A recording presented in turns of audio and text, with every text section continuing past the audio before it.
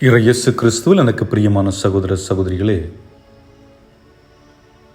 இன்றைய நாளிலே இறைவனுடைய திட்டம் நமக்கு எதுவாக இருக்கிறது என்பதை எண்ணி நாம் முதலில் ஜெபிப்போம்.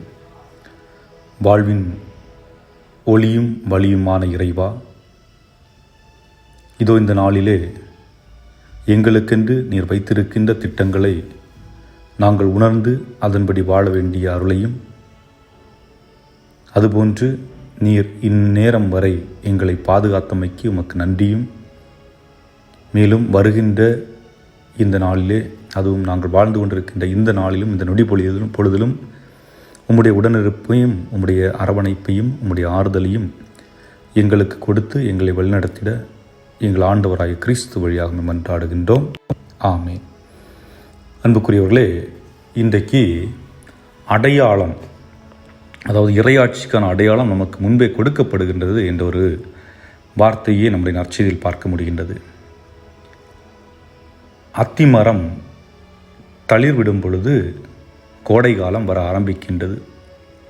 அதுபோன்று அதை வைத்து, அந்த அடையாளத்தை வைத்து நாம் அடுத்து என்ன காலம் வருகிறது என்பது இயற்கையில் இருக்கின்றவற்றை நாம் அறிந்து கொள்ள முடிகிறது. அதே போன்று இறைவன் நமக்கும் பல அடையாளங்களை கொடுத்திருக்கின்றார். அதன் அடிப்படையில் நாம் உணர்ந்து கொள்ள வேண்டும் என்பதுதான்.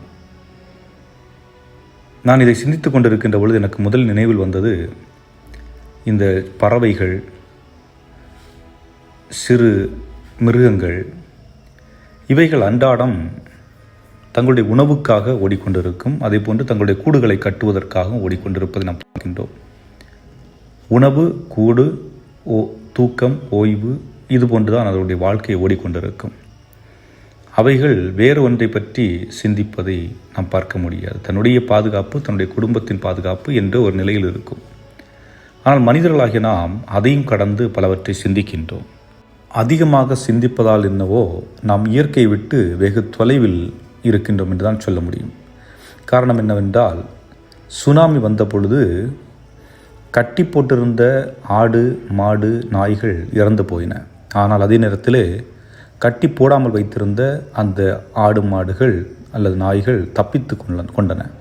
காரணம், அந்த பூமியில் என்ன நிகழ இருக்கிறது என்பதை அவைகள் அறிந்திருந்தன. அது மட்டுமல்ல, ஸ்ரீலங்கா நாட்டிலே ஒரு பகுதியிலே மலைவாழ் மக்கள் வாழ்ந்து கொண்டிருந்தார்கள்.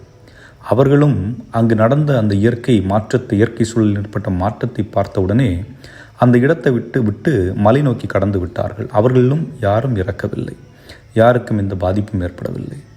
ஆக இயற்கையோடு ஒன்றித்து வாழ்ந்த அந்த மக்களுக்கு அந்த ஒரு அடையாளமானது தெரிகிறது.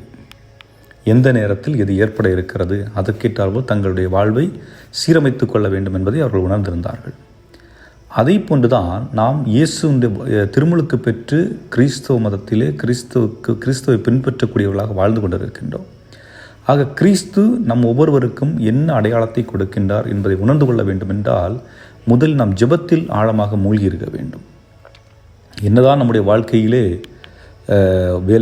வேலைகளாக இருக்கட்டும், போராட்டங்களாக இருக்கட்டும், இன்னும் பலவை நிகழ்ந்து கொண்டிருந்தாலும் இறைவன் கொடுக்கின்ற அந்த அடையாளத்தை நாம் தெரிந்து கொள்ள வேண்டும். அப்பொழுதுதான் நம்முடைய வாழ்க்கை சீராக சிறப்பாகவும் இருக்கும்.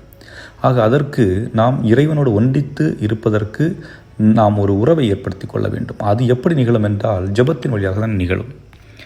ஆக ஒவ்வொரு நாளும் நாம் ஜெபம் செய்வதற்கு முதலில் முற்பட வேண்டும். பல நேரங்களிலே ஜெபிப்பதை நாம் தவிர்க்கிறோம். பலர் கூறுவதை கேள்விப்பட்டிருக்கிறேன், ஜெபித்து என்ன ஆகப் போகிறது, எதற்கு வாழ்கிறேன் என்று தெரியாது, வாழ்க்கையில் எல்லாமே நெகட்டிவாக தான் போயிட்டுருக்கு, எப்பப்பார் தோல்வியே சந்தித்து கொண்டிருக்கின்றேன் என்று தங்களையே தாழ்ச்சி என்பது வேறை, தாழ்த்தி என்பது வேறை. தாழ்த்துதல் என்பது தன்னை ஒன்றுக்கும் பயன்படாதவன் அல்லது பயன்படாதவள் என்று நினைப்பது, தன்னையே தாழ்த்துவது.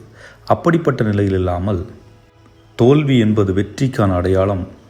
ஒவ்வொரு முறையும் காலெடுத்து வைக்கின்ற பொழுது நாம் முன்னேறி தான் சென்று கொண்டிருக்கின்றோம் என்பதை உணர்ந்து நம்முடைய வாழ்வில் பயணிக்க வேண்டும். ஆனால் அதே நேரத்தில் இறைவன் என்ன ஒரு அடையாளத்தை கொடுக்கின்றார் என்பதை நாம் உணர்ந்து கொள்ள வேண்டும். அவர் அந்த அடையாளத்தை நம் வழியாக தனிப்பட்ட விதத்தில் நம்முடைய கனவில் கொடுக்கலாம், நினைவில் கொடுக்கலாம், நமது அருகில் இருக்கின்ற நண்பர்கள் வழியாக கொடுக்கலாம், குருக்கள் வழியாக கொடுக்கலாம், பெற்றோர்கள் வழியாக கொடுக்கலாம், நண்பர்கள் வழியாக கொடுக்கலாம். ஆக இறைவனுடைய வார்த்தையானது, அந்த அடையாளமானது யார் வழியாக வேண்டுமானாலும் வரலாம். ஆனால் அதை புரிந்து கொள்வதற்குரிய ஆற்றல் நம்மிடம் இருக்க வேண்டும். அந்த ஆற்றலை நாம் இறைவனிடம் கேட்போம். இறைவன் உங்களை நிறைவாக ஆசீர்வதிக்கவும், இந்த நாளில் நீங்கள் செய்ய இருக்கின்ற அனைத்து விடயங்களும் சிறப்பாக அமைய இறைவனிடத்தில் ஜெபிக்கின்றேன். இறைவன் உங்களை நிறைவாக ஆசீர்வதிப்பாராக. ஆமென்.